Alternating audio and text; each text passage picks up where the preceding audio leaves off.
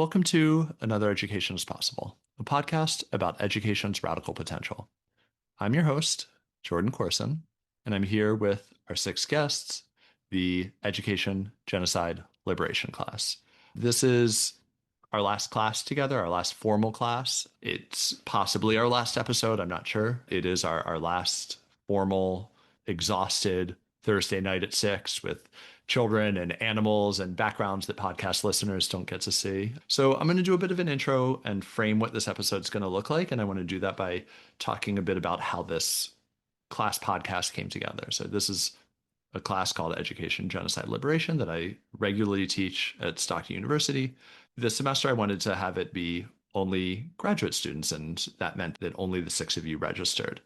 That opened up a pretty cool opportunity to make the class playful, creative, and do something outside of the boundaries that normal classroom spaces that confine normal classroom spaces. And also, as the six of you have heard me say many times, there was an ulterior motive in making this class into a podcast. And so one was to create public work. And the idea of that is that I get so tired, as much as I love reading student work and engaging with students' ideas, so many times assignments and assessments are basically write this thing that the professor will half read, make a couple comments that you'll half read, and then it goes into oblivion and nobody ever sees it again. And this podcast is something specifically designed to be public. The idea is that you all would create something that would go out into the world every week. And in order for that to happen, it meant that you had to do the thing that I and many graduate students have really struggled with. It meant thinking and engaging and producing in a way that is inviting and accessible to anyone who might encounter this podcast. When I was a doc student, I would always say, like, re-deterritorialize, indigization, refractal, and litation, and think about like making up words was the job of an academic. And I think pushing the intellectual boundaries and being playful is the work of scholarship. But this podcast, as you all have done throughout the semester, has maintained intellectual rigor and creativity while also being welcoming of folks who have a range of experiences and backgrounds and ideas and perspectives. And most importantly, this was an excuse to bring you all into direct conversation with the scholars you were reading, right? To think with their work in a direct and living way. And I will say, I think that you all have gone above and beyond with all of this. I think particularly in that last point that a lot of you all are now in conversation with the people who were guests and we'll continue those conversations. Yeah, but to the point of, so that's how all this came together, but let's focus on what today looks like. And today is going to really get back to the definition of this class and podcast, right? What role does education serve in the world, right? It's a force for liberation. It's a force for genocide. It's a force for reproduction, creativity, and so much else. So that allows us to do the best part of this class, which was the before and after we hit record every week. I genuinely mean this. Every week, without fail, the guest would come in at 6:30 and we do brief introductions before we hit record. And the guest was always, they were always super impressed with you all and then disappointed that we had to do the interview part because they just wanted to hear more about your work. So today is going to be hearing more about your work. And we're going to bring this idea of what does education do together with your ideas. So our guests today are Nellie, Bosco, Sam, Sarah, Emmy, Y. Welcome. How is everyone? Good. Thank you. I'm glad we can't see thumbs up on a podcast, but I appreciate the good. I've done my rambling intro, and then I'm going to ask you all a question. I gave you the task of fill in the blank, education is blank, or education is a force for blank, and going from there. And then you're all going to have a conversation with each other. So to get started, I'll just ask that question. Emmy, what is education a force for? I think that education currently is a force for exclusion. And while I do believe that education can be a force for inclusion of different cultures, identities, and different histories, as someone who's been through the American public school system and somebody who's worked in the American public school system, the current iteration of education that takes place in schools is much more reflective of exclusionary practices. Like, I think back to our last discussion with Dr. Susan Baglieri, where we discussed special education classrooms being separate from others in school buildings, with many of those rooms not having curriculums that speak to the academic interests of those students, or like just flat out designating those students as life skills students, quote unquote. And then it also made me think about Dr. Harper Keenan and how, in our discussion about gender roles, they are taught and enforced in school settings. And by solidifying what it means to be a girl and what it means to be a boy, when you solidify that, it can make students who don't fit those specific characteristics feel as if they're excluded from others outside of the classroom. I really liked how you said that you've experienced some of the things that you're talking about, which you do truly see, even if kind of like you grow up and you look back at maybe your middle school experience, your high school experience, you could definitely kind of point out areas within your educational life where, these things do apply. And I really do agree with you. My question to you is schools can definitely transform the way that they do things. However, it seems like they choose not to most of the time. So, I guess my question to you is how can we change these exclusionary practices? For example, in my older high school, I remember a room in the basement being dedicated to students who needed special education. It was definitely like they were being pulled apart from us, kind of far away from us. So they were left out of everything that we would do as a school, along with mismatched curricula and, like you mentioned, the general expectations that are placed on students. How can we make this a more inclusive system that honors diversity? Yeah, honestly, I think back to the point that Dr. Keenan made in our episode, I believe it was towards the end, where he talked about how schools are just buildings and it's a building where kids actually outnumber adults. And if we somehow find a way to make learning environments more child-focused, or even if there's just a way to give kids more autonomy, it can create that more inclusive space that we're looking for. Whether it's you create a flexible space so that more students feel comfortable entering them, because when you go from a special education classroom to a regular classrooms are much more rigid. So the flexibility could give students the confidence to be able to enter these new spaces. But also, in my opinion, I think that by just making a student feel like they are heard makes all the difference, and just feeling that they are in the conversation with you and not being spoken down to. I'd always get feedback from my students because I'm a teacher as well. I always get the feedback that thank you for speaking to us like we're an actual human being. And I always found that to be odd because I'm like, what do you mean I'm speaking to you like a human being? You are a human being. It's really upsetting to see that. And it's mostly in veteran teachers that they kind of talk to students as if they're starting from scratch, and it's really hurtful to a lot of students because they're very intelligent, maybe not the intelligence that you might consider to be like that top tier of intelligence, but they are very intelligent in their own way. I really appreciate you mentioning that. You worded that so perfectly. I don't think anybody could have worded that better.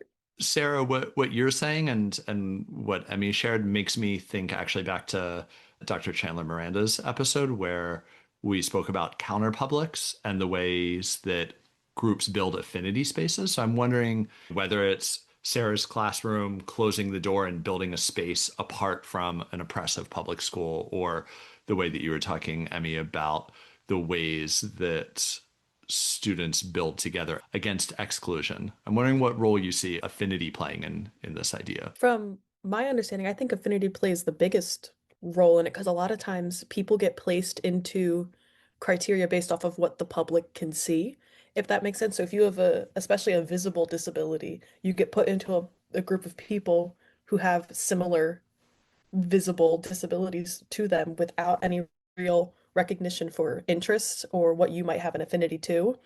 So I think by creating those spaces, whether it's a teacher helping facilitate those spaces, or if it's students and kids coming together themselves and figuring out what everybody has an interest in and how to include everybody in the conversation, I think that's how it would relate. Bosco, what is the force of education? I had a hard time trying to find a single word to answer the prompt. So I'll start by explaining some of the expectations I had about this course, mainly being that we were just going to talk about the educational system and how to reform it. But in being educated in this course, what it's done for me is made me think that maybe we should not just expand our horizons in defining education, but also where education can happen and where the project of education can occur. So for me, education is an opportunity to broaden our perspectives in where we can keep this project going. I was really influenced by what Dr. Danny Friedrich, who first episode, really good episode. I really enjoyed hearing him talk. But he made really good points about the limits of formal education, that we cannot view education as the last bastion or just the bastion for societal change. Fascists were also educated. These people went to universities in, in prestigious places, and they still ended up the way they did.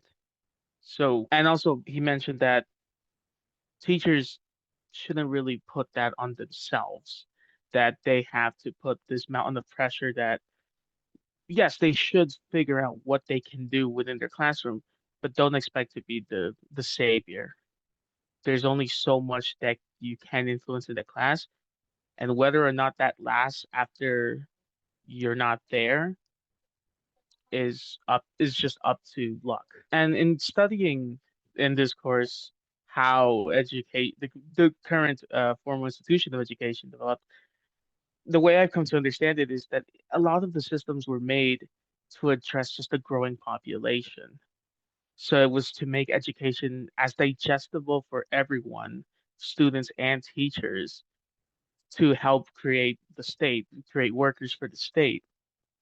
And whenever there were earnest reforms, would that try to take away this generalization and help make it more individualized, there were so many roadblocks within the institution. Teachers got burnt out trying to design individual courses. Many students felt lost or unguided in where they would want to go. So, right, so I was seeing that these were strict limits on education, but other guests started talking about what I would consider like the hinterlands of where education could be. Dr. Noah Romero talked about how in skate culture there was place for education. It just didn't look like what education has been taught to us to look at to look as, right? Where people of different identities can find some acceptance and realize, oh, I'm not alone here. I can learn more in these spaces, right? Because it's more comfortable and more accepting there as opposed to school. And Dr. Susan Baglieri talked about how the limits of helping reform schools for students with special education. Many of them felt resigned to their position. Right? They were always aware of where they had been placed, and teachers lowered their expectations for them. They lowered their expectations for themselves, and it's really hard to break out of these bubbles in school. But when people with disabilities would come together, they found that we can organize on our own. We can create something outside of the school, which reminded me of mutual aid, which is a program, It's an idea that's really being tinkered with, especially as people are seeing that the government cannot be trusted, at least as a reliable, continuous source of help. And that made me think of the right bringing this of expanding the project of education outside of the formal institution, outside the schools, outside the universities, so that right the more spread out it is, there's more opportunities for individualized education. There's more opportunities for protection because right now what we're seeing is a government besieging the education system. Colleges are buckling or sometimes just bending the knee, and a lot of teachers feel uncertain what they can do. Will speaking out about a certain issue get them fired? Will they have to hold their tongue? So putting they're putting a lot of pressure on this system of education, and instead of right, we should still hold the line where we can, but thinking that if education falls, it's over, I think that's too restrictive. The more the more pockets there are where education occurs, the harder it will be to snuff it out. And it reminded me this current dynamic of this quote from one of my favorite shows, Andor, which was taken from season one, when the character Nemec was part of his manifesto was being read. Remember that the frontier of the rebellion is everywhere, and even the smallest act of insurrection pushes our lines forward. And remember this, the imperial need for control is so desperate because it is so unnatural. Tyranny requires constant effort, it breaks, it leaks, authority is brittle, oppression is the mask of fear. Aside from that just being an absolutely brilliant quote, I think that really hits a chord with me with what's going on and this idea of maybe making a strong instead of having one system of education, we create a web, right, of different communities, right? The stronger and more spread out the web is, right, small acts of insurrection anywhere. It could be, I've seen this happen in political communities, Zoom seminars on how to help neighbors who are dealing with ICE raids, small subreddit communities that help each other navigate what's going on, keep people educated and informed on, well, what's the policy change here? Is this going to affect me? Or even just smaller communities, small courses set up by independent teachers or professors, or just small friend groups, right? The more widespread this is, the bigger and stronger the net is, the more the empire, right? This imperial force is gonna have to expend its energy to try to reach every corner, and ultimately, that's just a failed endeavor because they can't, they cannot take out everything. Eventually, this authority will crumble and will break, and that's what I think that's what I think I've taken out of this course that yes, education is still important. The institutions of the schools and universities still have purpose, still have great people in them, and that we should support and they should fight. But maybe we should look to the hinterlands. And instead of seeing them as just a hinterland, we can we can see them as unexplored avenues of how to make this net, this stronger mesh, to have a more reliable and enduring system. Although I feel like you already covered the answer of the question. So thank you so much for that. Since you focus a lot on formal institutions and then you brought up examples from Star Wars, you also mentioned like the online forums and things like that. And now I'm thinking about like during these dark times, what do these alternative spaces that you've mentioned offer? Yeah. There's a lot of solidarity and comfort I find in online communities, right? I to get through this administration, I've got through so many subreddits. Just it is just comforting seeing other people being freaked out or angry about the same thing, but also being encouraged, seeing people saying, no, we can organize, we can do it. And sometimes it only manifests as like 10 people meeting. But again, it's that idea, a small act of insurrection pushes the line forward. These are people, 10 people doesn't seem like a lot, but those are 10 people that can look after 10 other people or 20 people who can help keep others informed and give hope. And, in terms of pop culture, it is very reassuring to see that projects like Andor get money. A lot, I the messaging was very strong, very well done, but I was surprised to see such a beautiful piece of anti-fascist art on Disney. I and I love that they got that support, and it is when you see your government push down everyone except a few select people who have all the wealth and seeing as parts of the political system that you think were there to defend you either just put up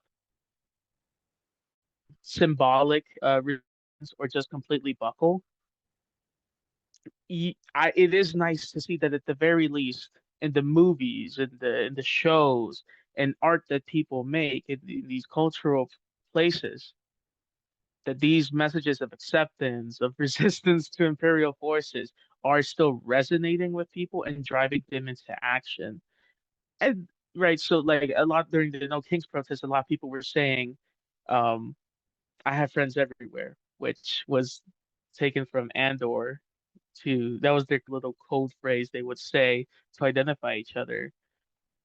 And even in anime, right, there's an anime called One Piece, which a lot of people say, oh, anime isn't political, but the symbol of the pirate banner has been appearing in a lot of Gen Z led revolutions, right? So there's a lot of subtext that's being missed by some commentators, but a lot of people are still feeling those messages come through. And it's also just nice that I can have these moments of like, okay, cool, there are other people who have good message, and I can also just enjoy and decompress. Right? I can watch Andor, love the messaging, and also say this is a good show. I can decompress from everything. And I think that stories, pop culture have always been with us. They've just manifested in different forms, and they will continue playing a big role in the project of humanity and education. So, actually, what I think is interesting is you brought up into conversation how there are people who will look at pieces of media and be like, it's not political, and like, why are you trying to make everything political? And that is something that is also very big in the horror genre and that area, which is where my field of study is within genocide studies. And I just think it's interesting how you these stories of resistance exist in media because there's always going to be a story told. And it's like there are some people who are like, we're not gonna talk about that. So yeah, I thought it was interesting that you brought that up. So, Bosco, we're gonna move on, but I would be remiss if I didn't ask the thing that we have talked about a lot off air while we're not recording the podcast. There are a lot of hot takes in this class on what is the best Star Wars. So, of the 9 movies, what is the best Star Wars? This is a film I grew up with, and the more I've gone through my mental health journey, the more I've come to appreciate it, and that is Star Wars Episode 3. A lot of people criticize it for Anakin turning to the dark side so quickly, but I think a lot of people just have never experienced people with borderline personality disorder or bipolar, which I also have. So seeing Anakin's anxiety eat away at him so quickly, par for the course.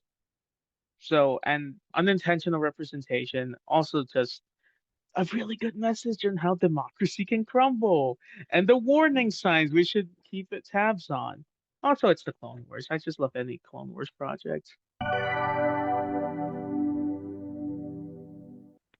Why? What is the force of education?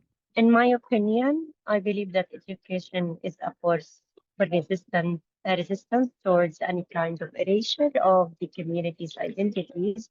And it's also a tool to preserve the culture and their history and their identity. Applying this concept to Gaza, we see how many people who are under relentless bombardment do insist on learning, using what is available for them to learn and thrive, despite the lack of the basic necessities. They do create their own spaces to share knowledge in tents, ruins, or any remaining refugee or displacement camp. And all of the educational institutions As a matter of fact, all of the educational cultural institutions have been completely wiped out in Gaza, but still people there refuse to accept the destruction of intellectual and cultural life, or even abandon its value. So for teachers and students doing this, they're pushing against any attempt of colonizers to eliminate their memory and annihilate their capacity to produce knowledge.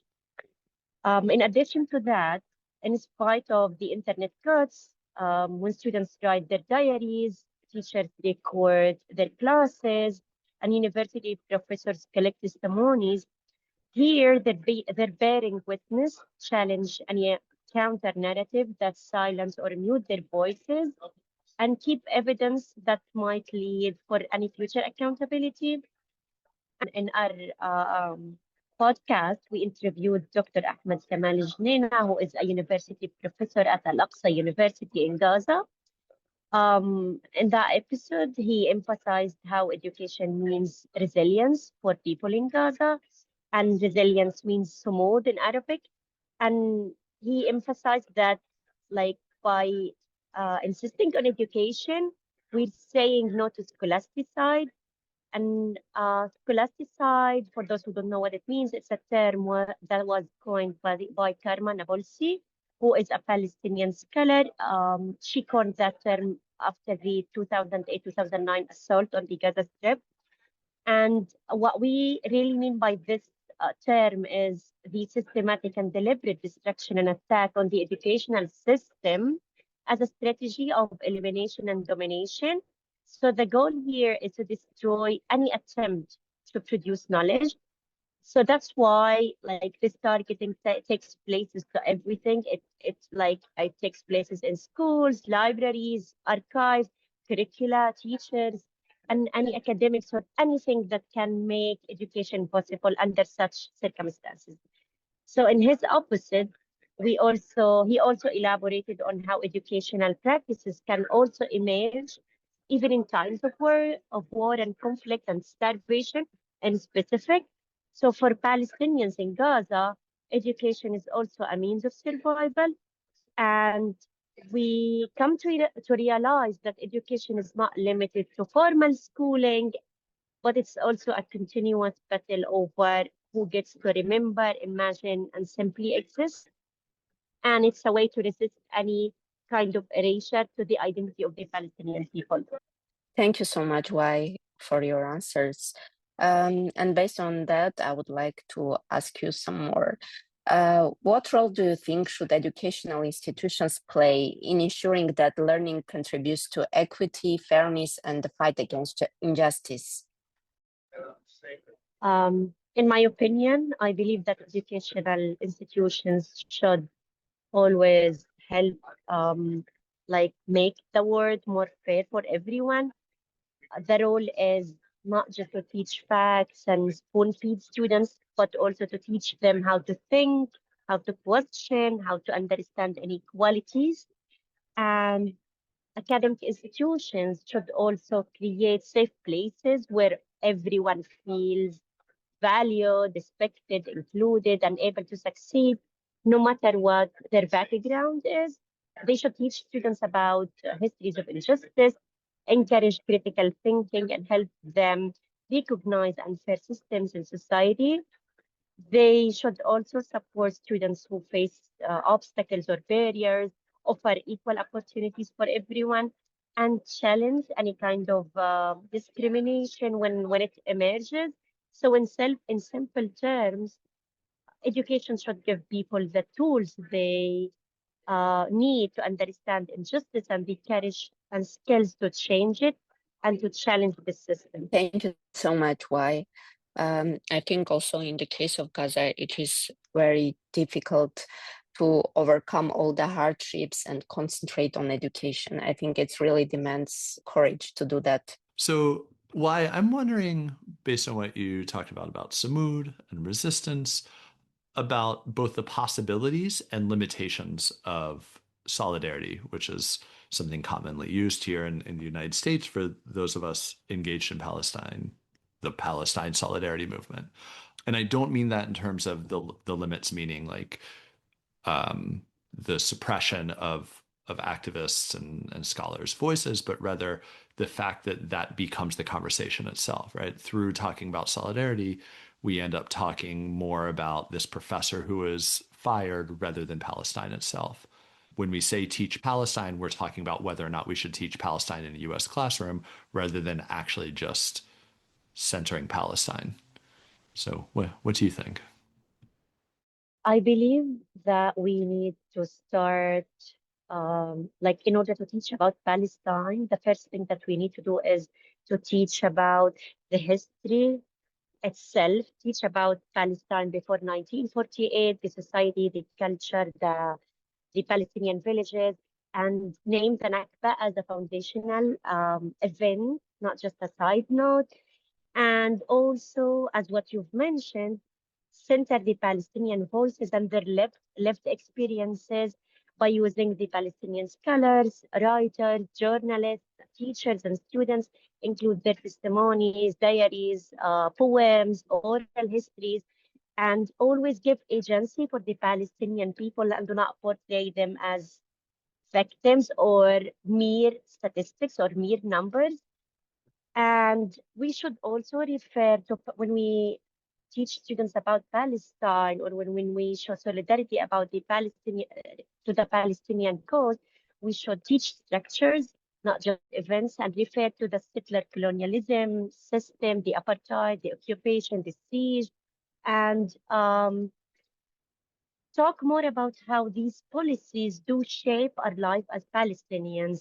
Talk about the checkpoints, the restrictions on movements, the 17 years of blockade on Gaza, the restrictions on health services, and link also Gaza and the West Bank as one system, not separate crises. And because of this would help people understand why violence is ongoing. And we should also mention or talk about how education is taking place in Gaza, highlight the school, like how teachers are teaching in tents, how they are using the minimum means that are available for them to learn, use a scholastic side to show how education is being targeted. Also, we should, which like something that I'm interested in is to understand or to focus on media bias and how language can play a role in distorting the reality. So what should we do is to analyze the passive voice, the how language is being used to portray the reality, ask who's speaking here, who is missing, try to like avoid words that focus on like war, not occupation or siege. The passive voices like Palestinians were killed, Palestinians died. So try to say or to talk about what's the reality in Palestine explicitly. And I believe there are also a lot of challenges that those who are talking about Palestine would encounter because like teaching about Palestine is often treated as a political risk, as what like as what you said before, there would be a lot of accusations of bias, a lot of academics might be fired. They are also like facing censorship, like censorship, and they're like they are facing a lot of restrictions. So also I believe that we should like avoid talking about or framing Palestinians through the death language and like about like stop talking about Palestinian using the dehumanizing language that we always see in the mainstream media. And also we should talk about how Palestinians in Gaza are teaching while they're struggling with psychological trauma situation. They're teaching while grieving the loss or mourning the loss of their family members, while also being displaced or even in exile. So, like teaching about Palestine requires centering Palestinian voices, like also resisting any depoliticized humanitarian narratives. while also navigating those censorship processes or misrepresentation, and also the emotional toll of like teaching under conditions of starvation, like lacking the basic needs of life, and also conditions of ongoing erasure.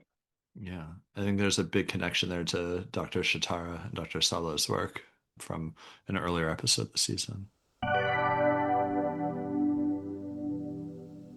Nellie, what is the force of education?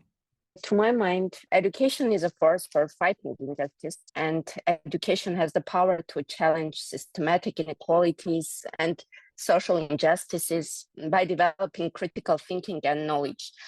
For students coming from marginalized communities, education can be especially transformative because it serves as a way or a pathway to social mobility, empowerment, and ability to influence. And as one of our guests, Abou Haj emphasizes, if the universities are not willing to stand up for what is the core of their mission, I don't know what they are doing. I like this point so much, and it's so much to the point, to my mind, that it typically describes all the situations that were happening in US some months ago and now also. And so in this case, universities and schools have a big responsibility to fight injustice, promote equity. And when education fulfills its mission, it becomes more powerful tool, and the world becomes much more better, to my mind. Yeah. And speaking about education, what barriers are in place that you think must be overcome to allow for people to be educated about injustices going on in the world? Sam, I think that a lot of things connected with education impact on our behavior, and particularly our perception of the world, point of views, and especially for those who are coming from countries which have somehow some conservative point of views, it is much more difficult to overcome all that barriers. To my mind, the first barrier can be emotional resistance or emotional barrier, the feeling that a lot of people can have when they are listening to the other side of the story and they are starting to feel discomfort, guilt, or something like that. And sometimes they are rejecting to accept the things as they are. So the next barrier are schools and political pressures, because a lot of educators do not have opportunity to discuss topics like racism, genocide, and colonialism.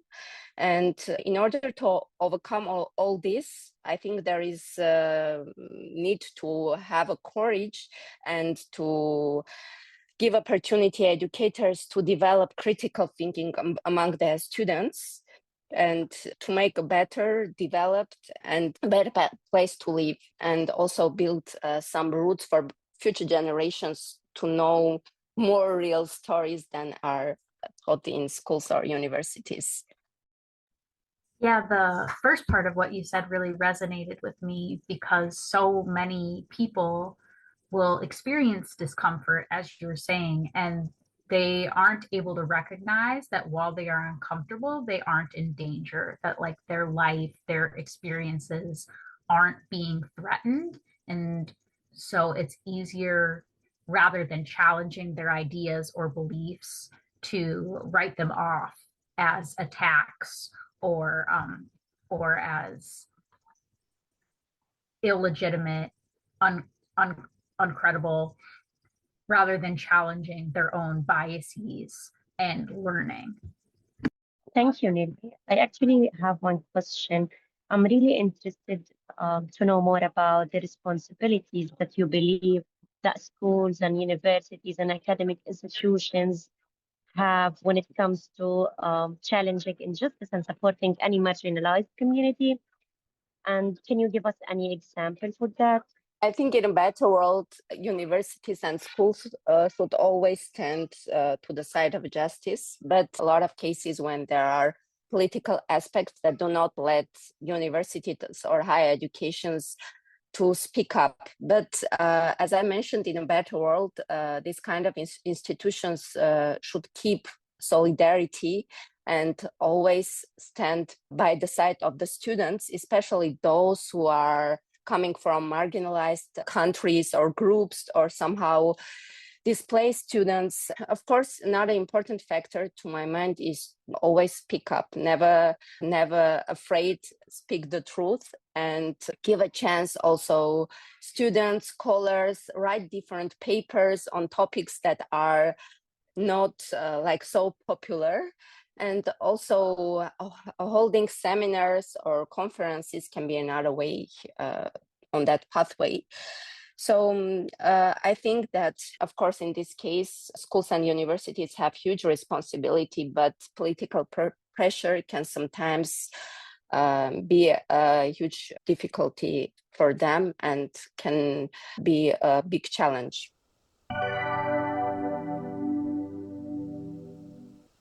Sarah, what is the force of education?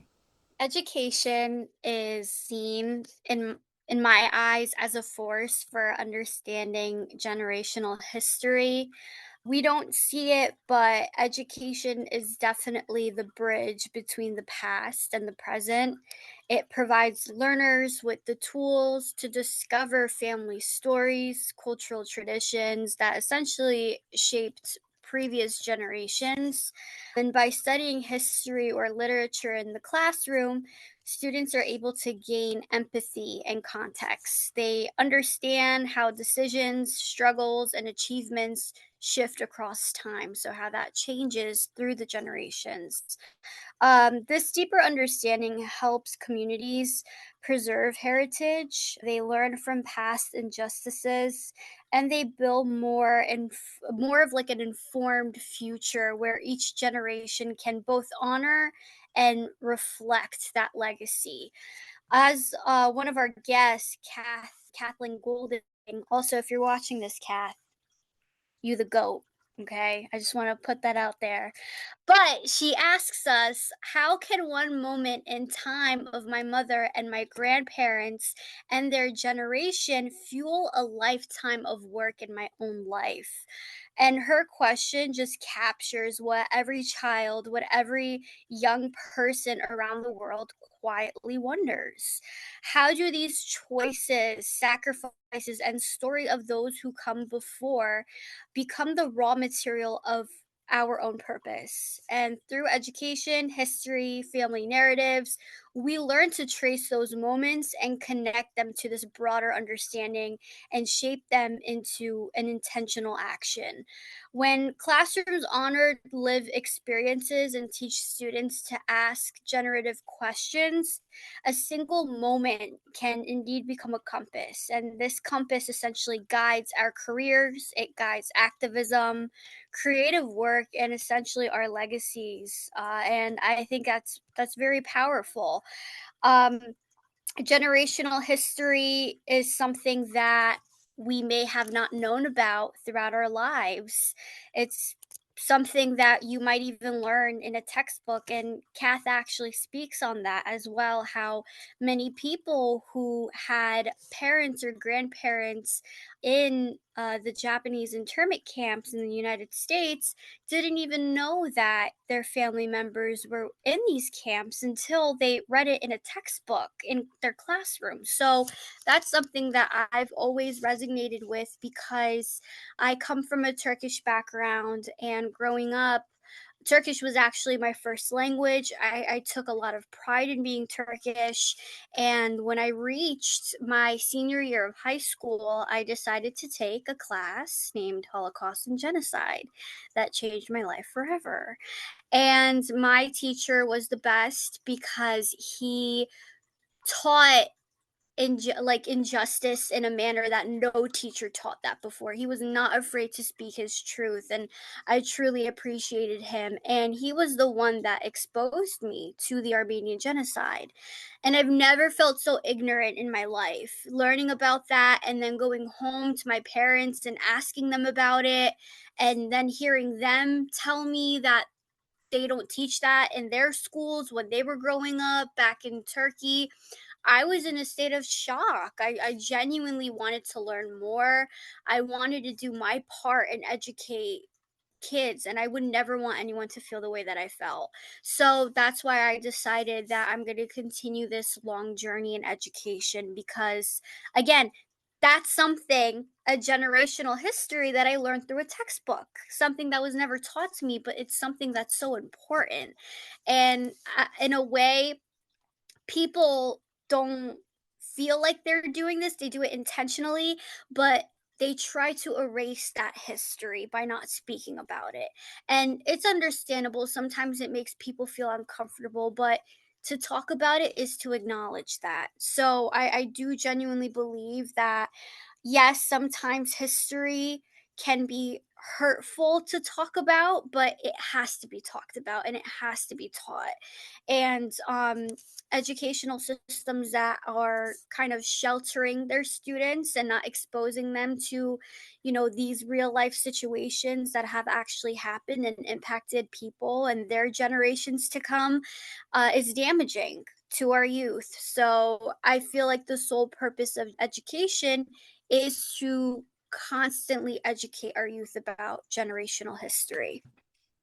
Sarah, thank you for mentioning about that. As an Armenian, I really appreciate the things that you mentioned, because I think it's really demands courage to accept things as they happened, and not everyone has that courage, and not everyone is standing by the side of justice. And always a lot of people are mentioning or finding other reasons why Armenian genocide happened, as if Armenians betrayed Turks or something like that, or they worth it. So thank you for speaking up on that. Yeah, and it's truly a shame, because even if someone from a Turkish background wants to speak on it, they are automatically shunned from their own group. And that's something that I've noticed too. It's trying to have conversations with my family that still live in Turkey. It's like you feel shunned because you have this different perspective than them, and you seem like a Turk traitor, like, oh, you hate your own people, this is what you say about us and that we did these things, like, how dare you? And it's like, no, it's, you're acknowledging what happened. There's nothing wrong with acknowledgement. It's just it's this weird type of, I don't know if it's nationalism. I really don't know what it is. It's genocide denial. I just don't know how to explain it. And hopefully, this is something that the whole country can move past in the future. I hope so. I wonder if there's a bit of a both tension and opportunity here, because more of behind the scenes stuff. We spent the first chunk of this class reading a bunch of frameworks so that we could understand how education is a form of social reproduction, education as capitalism. And in the week that we did education as liberation, we read Paulo Freire, who has a famous quote that is, education either functions as a way of bringing the current generation into the logic of the previous generation, or it's a practice of freedom. And I wonder how you might understand this idea of intergenerational learning and teaching while also trying to change things. If it's trying to keep stories alive, trying to keep memories alive, and honor the past and the people and communities of that time, how do we do that while also challenging oppressive social conditions like the ones that you're describing? And I don't want to create a false dichotomy. I do wonder if maybe that's what education does itself. But what do you think, Sarah? This is such a great question. Well, I do teach the older kids, so I guess my perspective does stem from the kind of teenage mind and how they perceive things and the information that's being fed to them. I do believe that you should always allow the student to form an opinion.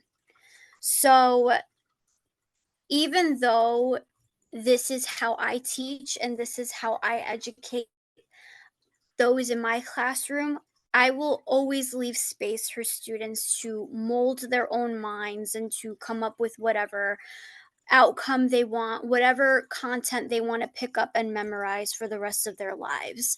I don't expect kids to remember like all of these tragic events, right? It's very sad to talk about, especially if you take an elective course like Holocaust and Genocide, right? It's like you learn about so much, like how much, what are you actually going to pick out and what's going to stick with you. Definitely, I guess what I'm trying to say is giving the tools to our students and definitely making real life connections. Like by real life, I mean like in our world today. Like, why does this apply to you? That's the one question that kids will ask. It's like, why do I need to learn about this? This is something that happened many years ago before I was born. So it's giving them that purpose to acknowledge the history and to essentially make that connection to their lives today, but also giving them the space like, hey, you will pick out what you deem to be important. That's what I did in high school, and I feel like that's what changed me the most. I didn't have a teacher that like wanted me to memorize specific like battles and specific like colonizer names. I had a teacher who was like, we're going to have a quiz on this, but we're only going to spend X amount of time on it. And then we're going to do more of opinion based assignments where I can see what you think and the connections that you can make. So I hope I answered your question correctly. But that's essential. That's just important. You got to let these young minds create their own opinions. They're already influenced by their parents, by their guardians. So it's like you are an adult figure that actually allows them to be them. So I find that to be important. Before we move on, I feel like we should always do this, but if you're comfortable and you think they'd be comfortable, will you name that teacher? Oh my God, I'm going to give myself away. I will. I'll name him. Okay. Okay. Are you No, sure? I'll name him. He's probably not even listening. He's probably like, but his name is Tim Donnelly was his name. And I remember I visited him a couple of months ago, and I told him that like this was my degree, like I was mastering in this, and hopefully I'd get to take on the program in the high school that I work in. And it truly, like, I've never seen a teacher that emotional in my life, and he's a tough guy. He would start the class, but I remember he would have this huge Fiji water. He would drink Fiji water every morning, and the bell would ring to first period, and he would scream at us at the loudest volume that he can reach, and then that's how we would like start class. Like, this man was scary. He would not play around. So he definitely changed my life. And not to mention, I did have an Armenian theater teacher because I was a theater kid in high school, and she was like a second mother to me. And I also give her a lot of credit because she never made me feel like ignorant. She just constantly educated me and educated me about the topic. And she actually told me about how her grandparents were involved in the genocide. This is gonna like bring tears to my eyes. Like, I will never forget this. She told me, like, I know if like in a past life, if that was us in that situation, like, you would be the Turk that saved my family, because there was a Turkish person who took her family in. And like that, just, I will never forget about that. Teachers, they need to get paid more, and two, they are really changing lives out here. That's for sure. Sam, what is the force of education?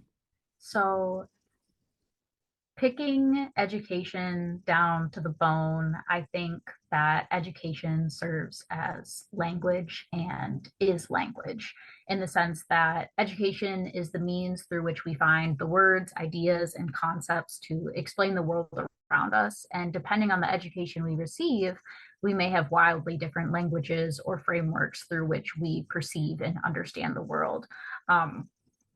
Thinking of certain indigenous languages, for example, they view the world through a sense of relationships to other objects, versus English and a lot of other like European languages, for instance, use a language of ownership. And so that in itself is an educating force, teaching us the hierarchy of how we see ourselves in comparison to other objects and things and the earth itself.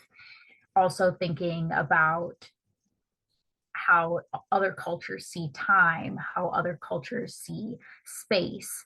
These possibilities are only available when we are given the language to imagine them. And so, depending on the language and education we are provided with that language, how we perceive the world can be very constrained, or we can be opened up to more possibilities.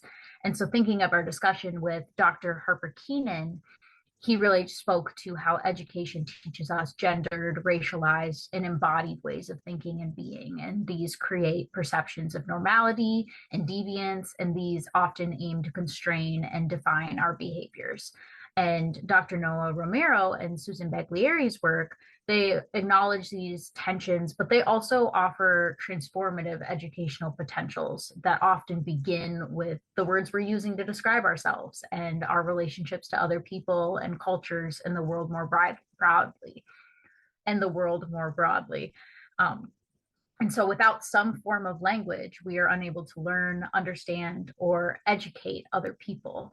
Why even spoke within her piece of this episode about like rhetorical strategies used when speaking about Palestinians or passive language. All of these forms of language can inform how we are educated in very subliminal and conscious ways once we realize the impacts that they are having upon us.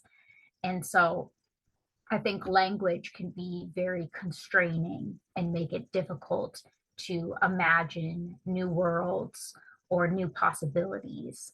But it can also create radically different understandings of the world and our relationships with people within that world. And these understandings are constantly emerging and persisting despite injustices and suppression. Yes, Sam, I really resonated with what you were saying. So I just had a question. It's a little bit more on the personal side because I know it has affected me and my educational experiences. But do you think the language that you were exposed to during your educational experiences shaped how you viewed yourself both inside and outside of those spaces? For sure. I think my A-push teacher, so my AP US history teacher, Chad Brady, I don't think he would be listening, but if you're out there still, he had us read the textbook material for the AP US history class, and then he also had us read Howard Zinn, A People's History of the United States. And that was really transformative for me because it was a blatant exposure of how the same story could be told in two radically different ways, with central components like completely erased, certain people's like created into these stereotypes. With him bringing together these counter narratives in many ways, it allowed me to create my own understanding and educate myself on how language could really influence my perception of these events, and see how different rhetorical strategies and propaganda in many ways can create different portrayals of history and world events as we know it.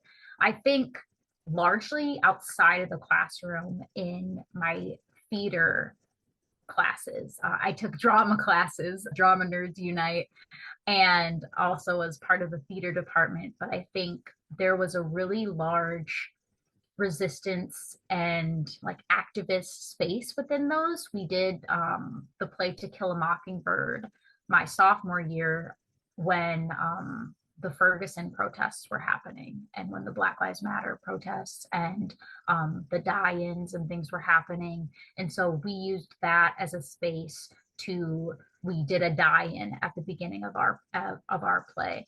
And we also had different peoples on trial during like the trial. And so in the background, we had refugees, we had LGBTQ people, we had all assortments of people that have been discriminated against and targeted by the US. And so I think this alternative space that the theater department provided allowed me to utilize language in a different way. It helped me develop that activist language, but also the visual component of that language as well, because language is not just like words, what is written, but also what is said, whether that is through an image or a video. As a theater kid, I'm so jealous. That show sounded really, really cool. It was a really, really cool show. Like, the side note, but instead of having the audience in the traditional theater seats, we brought the audience onto the stage, and so they were part of like the courtroom, for example, and so they had like risers that they sat on that were on stage, and so they got like this personal up close view of everything that was happening. And so it was really amazing to see. Like, one, he was pushing the boundaries. Shout out Topher Barrett. I know this part will be cut, but I still have to shout him out. He was a wild man, but he helped transform things in a lot of radical ways in my mind, just seeing like what could be done with the theater space and with visuals and incorporating the audience to make them feel uncomfortable in ways that they couldn't escape, because you can't, when you're right on stage and an actor is a foot away from you, you have to contend with that. So it was very cool. And we definitely don't have to cut that part.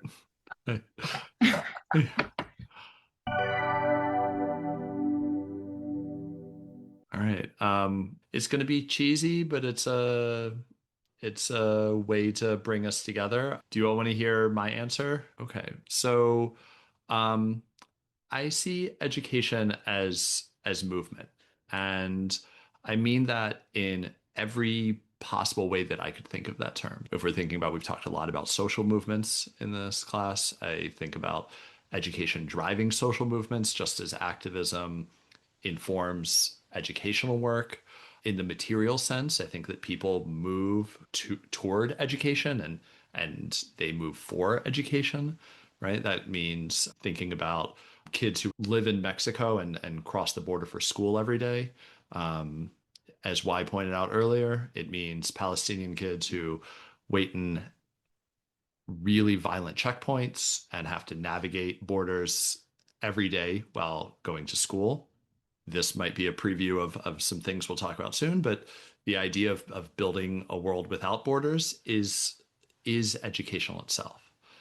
But I bring this up more to think about it in an affective and intellectual sense. The idea that education moves you. It moves you to become someone else, to think in new ways, to be different than you were before, to hold different positions than you had before. And it even moves you to affirm positions, right? And in doing so, to become someone else or to re-become yourself. And so my question for you all, whether we include this or not, and you can ignore this podcast, you can ignore this class, or maybe like you can include it. Don't be stuck in it, and don't be held to Stockton. Don't be held to formal institutions, as you all have so beautifully pointed out. But think with your friends, think with family, think with non-human. We love in this class how animals come in, how Star Wars posters come in. Think with everything in life. Over the course of our time together, over the course of the last, well, we actually started working together before the semester to make sure that everybody was on board. So let's say from May of 2025 until this moment, we're recording in the middle of December of 2025. How has education moved you? How have you been moved by education? Yeah, I mean, I think, at least from what I've experienced this semester, this is, I think, the most I've been able to interact with my education and have a conversation. And I found myself starting off being really nervous to put my opinion into these discussions. And it's like, well, no, that's the point, is you're supposed to talk, put your viewpoint, listen to other people's viewpoint. And I think that's how education moved me. The shame that I had in being like, oh, but what if nobody agrees with my opinion is kind of gone, and it's allowed me to have more open conversations. do you see that as like, so we didn't read this and shit, it's still at work. I highly recommend a book called We Make the Road by Walking. It's a Paulo Freire, but with very famous, this guy, Miles Horton, who trained like Rosa Parks and Martin Luther King. And it's what they called a talking book. I bring that up not to talk about that book, but instead to say that we often think of education as a path that's been laid out for us, right? We walk the path that somebody has carved. The curriculum is what the teacher makes, and your job is just to do that. And you're saying, like, I'm trying to stick with the metaphor of movement, but you're now forging, like, what has moved you is to go off of that. I'm just using really trite, what has moved you? How are you forging your own path? All the cliches, but I mean, in a more profound way, it sounds like that's what you're saying. Cool. And also, I'll just note that there is a thumbs up that is I keep forgetting that nobody can see the thumbs up. through the podcast, through the Zoom, we can feel the thumbs up. Yeah, Sarah, what do you think? I definitely became less judgmental of people when it comes to an educational like setting and their level of education.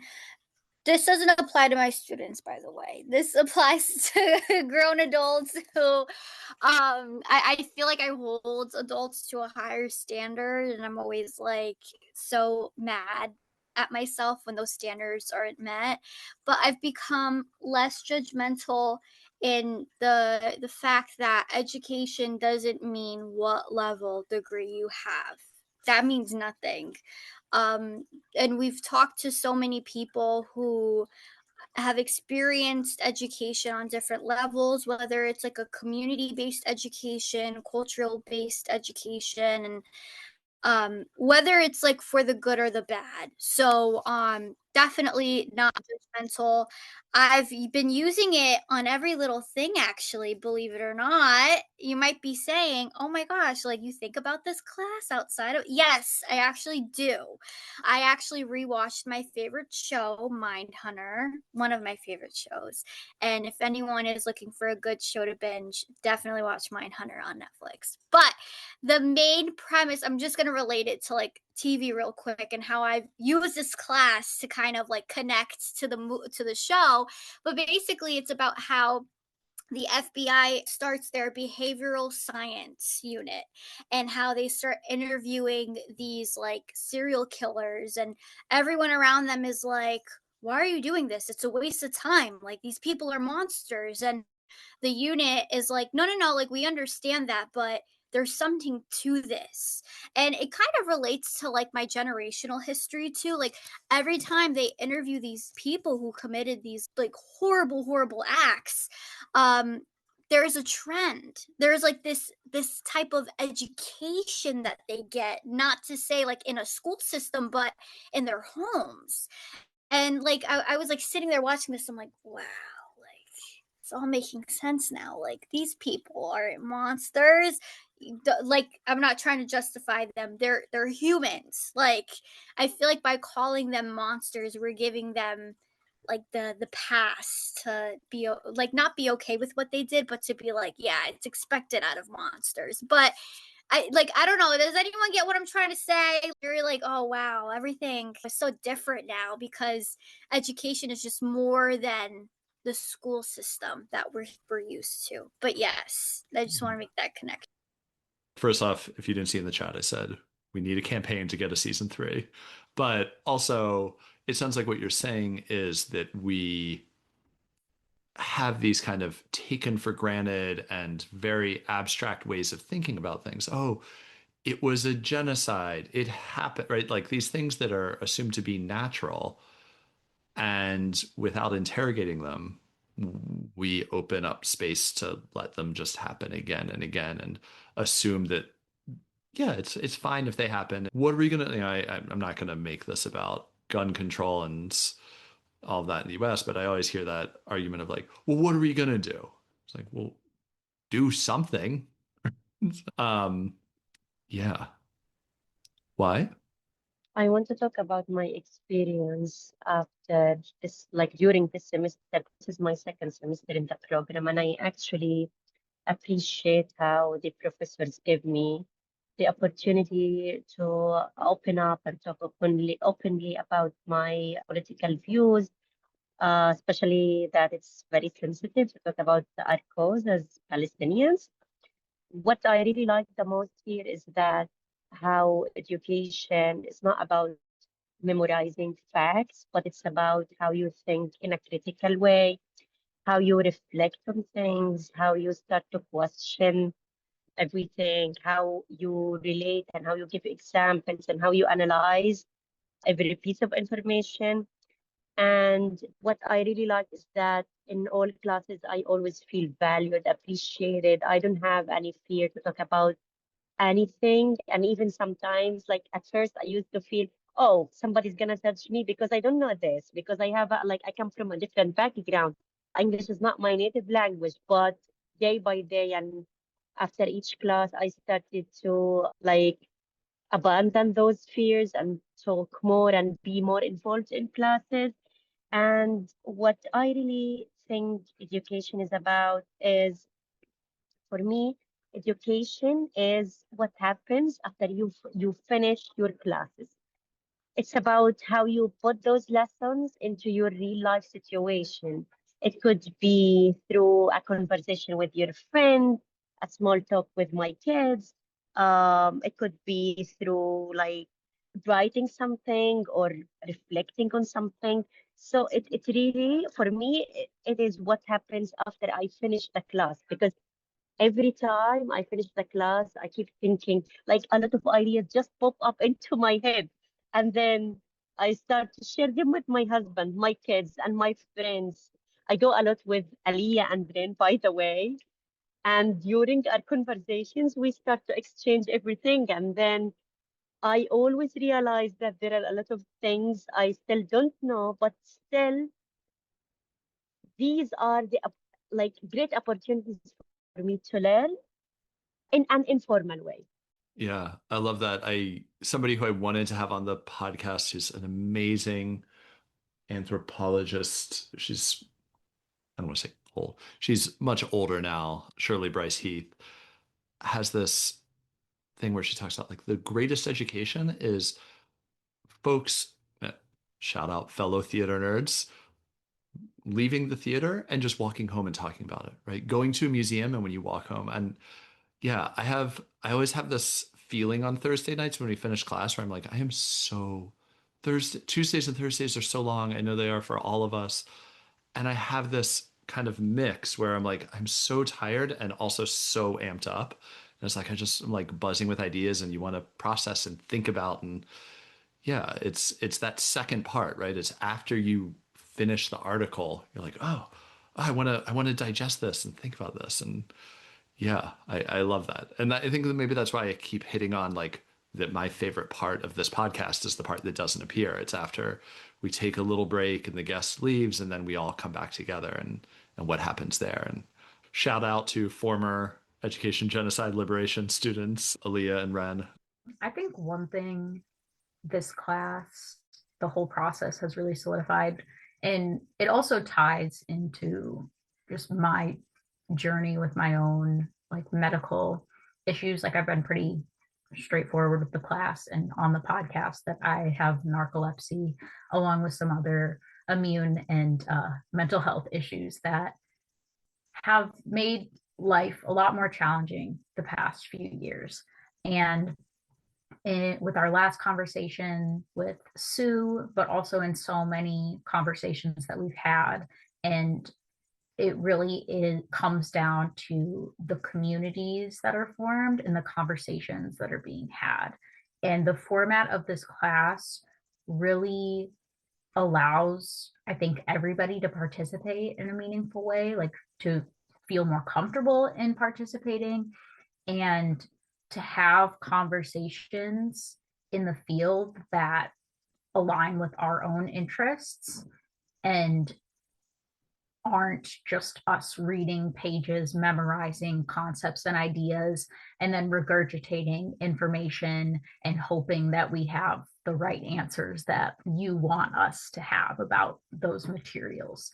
And so I think this class, in the best ways, has allowed for a more collective idea of education to form, where it isn't the super individual sense of I need to get my grades up, I need to do all of these things on my own, but instead, like on a foundational level, I am working with other scholars, like I am interviewing other people. I need to try to contribute things that are, going to be valuable and stimulate an interesting conversation. I think one of the things the US lacks the most is an understanding of how to create communities of care and have those movements occur. And this class emphasizes in many ways how to do that and how to start those relationships. And the beginning of that is just having conversations rather than a very one-sided relationship to education and learning. Yeah. And Sam, I think on the flip side of that, it's required us to also, or no, on the same side of that, it's required us all to say, like, hey, like we're all relying on each other and we're all caring for each other, which here it's not romanticizing. I do think this is like far and away the best teaching experience I've had in a university classroom. But that doesn't mean that it wasn't without struggle for all of us. And what it means to build a space of collective care is to make that possible, as I think you shared. And maybe something I would like to add also about propaganda. So I know that the education is also propaganda, but I did not took it too deep that education can be that much propaganda. For example, also in case of American history, because as a not native here, I do not know a lot. And some usual facts that we were taught at schools about Columbus, about American Revolution or something like this. So this class gave me ideas on how to look different sides of American history also. And I decided to read a little more about that and to compare different sides. Because as far as I'm living here, I have to know some basic facts and some things related to that. Of course, I will do my best not to be side of propaganda. That's great. And I'm glad we got a little visitor who's with us during class. Are you reading anything? I heard somebody earlier mention Howard Zinn. Are you reading anything in particular, exploring these different sides? No, just for example, I've been reading, for example, about Thanksgiving because I was interested how it was presented, but what was the story behind it? And it was so difficult for me to find how to say like real history behind it, because it's like standard things everywhere written, but when you try to find something more deep and something more from another side, it's very difficult. Just finding some aspects, not something typical, but if you have some suggestions, yeah, I would love to know. Yeah, we can talk outside of class podcast, but yeah, I love that. That like how, which also brings in the difficulty of going, how if you feel moved and compelled to go beyond that, how you have to then know where to go. How do you find anti-colonial history when all of US history is the history of settler colonialism, right? I want to say something that might not be relevant to what we're discussing. The most difficult moment for me was that when we went to school and my kids were wondering why we don't have a Palestinian flag in their school. There were like a big hall that has all of the flags of all countries, and ours was not in there. And we also went to an the international student event here in Stockton, and I took them with me. And there were all like a lot of flags scattered all around. And then they told me, like they were looking for the Palestinian flag. And I really, until now, I don't know what to tell them or how to explain that to them, because they would always come back from school asking me about it, especially in the like in schools here. I don't know, since you are an educator, I know like, I don't know what to tell them, to be honest with you. it's hard because they're a certain age. How are you going to explain, oh, well, this is how the United States is a settler colony that has created a proxy state that is the Zionist entity that is engaged in a 100 years war. It becomes really difficult. I don't want to make an easy answer. I do want to hear from everybody, and I do have some ideas. I will also say, come visit my office. Say, you'll you'll be able to see some Palestinian flags on some select faculty members' doors. Dr. Adam was telling me when I told him about this, he told me, okay, next time I'm bringing a lot of Palestinian flags and then you can give it to them as a gift. I think what I've really taken out of this course with how I've obviously, right, I have a more radical view of education, right, expanding the frontier of the rebellion. But I've really come to value other things that I didn't value before. Hobbies, communities, even just small things that I didn't think were anything meaningful, but now I kind of view them more in a different light, really appreciating that. So this isn't just me showing my brother a cool video. This is me in a way helping to educate him on certain things, even just like the play I do with him, right? Because he's a younger kid. He's on the spectrum, and it's very hard to teach him the way I was taught. So I've had to try and find I what I originally did was try to find different ways of modifying what I had been taught so it fits him. But the more I interacted with him, the more I'm like, I don't, I'm not going to be as hard on him if he can't do it, because he's making strides in other places. He has complex thoughts, and through his own activities, he's educating himself. He educates himself with his manners. He somehow learned video editing through watching YouTube. I didn't know that. I was very surprised when he showed me his tablet. It's like, look, I made a stop motion video. And my parents had discouraged saying that, oh, he's just running his brains. Like, no, he's actually making some connections here. And just because he can't do the traditional, multiplication tables, he struggles to add very different numbers or very large numbers. That doesn't mean he's not being educated. I love the idea of like your movement is to see yourself as an educator and to see the work that you're doing with your sibling as educative. And my favorite thing, which is that education can also be like just kind of messing around in a waste, right? We live in this hyper productive society where everything has to be do this, make this, generate this. And since Sam brought up collective care, I think one of the biggest forms of collective care is to rest, chill. So let's keep the conversation going. Thank you so much for listening today. And thank you to everyone who listened to episodes across the last 2 seasons. Thank you to all of our guests, to the students who helped co-produce and host and make this 2nd season possible. Thank you especially to Sam and Yardane, who produced the 1st season with me.